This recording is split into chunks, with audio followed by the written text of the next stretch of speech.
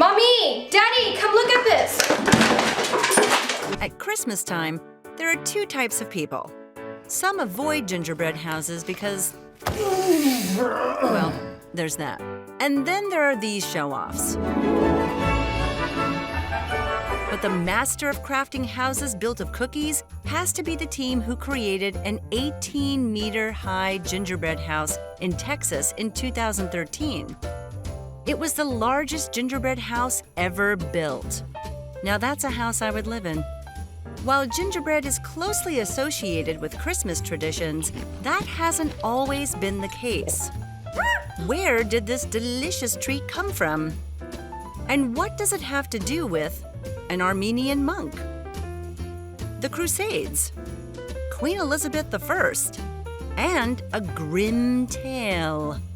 Keep watching to find out all about this Christmas tradition. Gingerbread is used to create moist cakes or cookies that snap if you break them.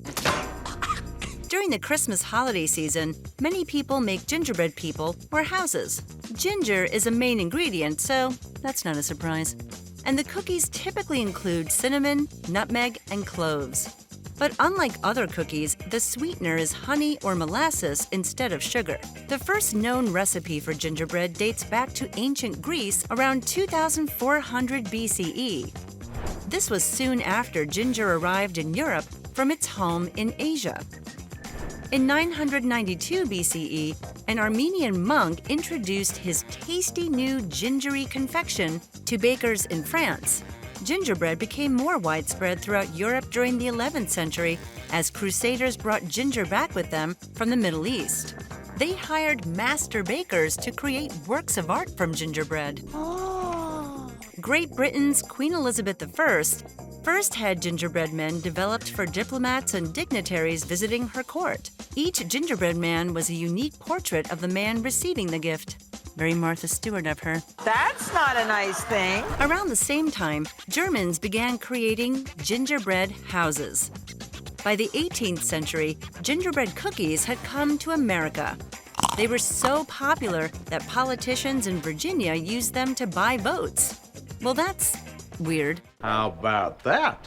As we've seen, gingerbread has a long history. But many people still credit the origin of gingerbread to the Grimm fairy tale, Hansel and Gretel, published in 1812.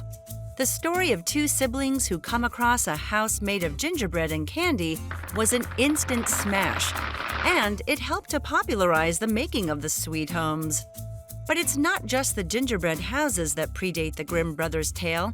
The story goes back further as well. Jacob and Wilhelm Grimm often collected old local legends and rewrote them for their audience. During the 17th century, many European countries only allowed professional gingerbread bakers to make gingerbread. The only exceptions? Christmas and Easter. Today, gingerbread is as familiar as any other cookie or confectionery found in our local grocery stores. Don't want to go to all the trouble of baking and cutting out your own gingerbread? No problem. There are plenty of kits out there. You can even find pre-baked gingerbread cookies waiting for you to bring them to life with icing and decoration.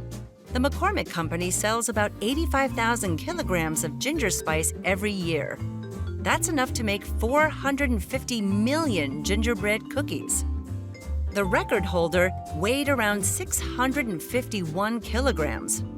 In 2009, a Norwegian bakery created this massive cookie in one piece.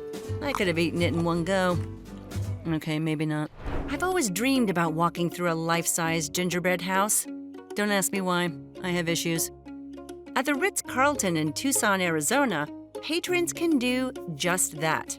Their gingerbread house is so big, you can make a reservation to eat a private meal inside it. But you can't eat the house for dessert. That's a no-no. They tend to frown on that. Gingerbread might even be the answer if you've been unlucky in love. In some folk medicines, young women use gingerbread men to snag the man of their dreams. If she could get the man to eat the gingerbread, he would fall madly in love with her. But after you snag your lifelong love, you're gonna need a wedding cake. We'll have a look at the strange history of that extravagant, spongy delight on another episode of Origins of Food.